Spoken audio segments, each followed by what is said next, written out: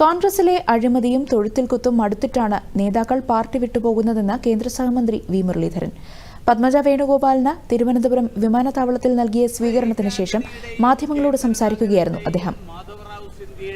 ജിതേന്ദ്ര പ്രസാദിന്റെയും ഉൾപ്പെടെ കോൺഗ്രസിന്റെ തലമുത്ത നേതാക്കന്മാരുടെ മക്കൾ ആ പാർട്ടിയിൽ നിന്ന് രാജിവെച്ച് ബിജെപിയിലേക്ക് വരുന്നുണ്ടെങ്കിൽ കോൺഗ്രസിനെ കുറിച്ച് വളരെ വ്യക്തമായിട്ട് അറിയുന്ന ആളുകളാണ് ഇവരെല്ലാവരും.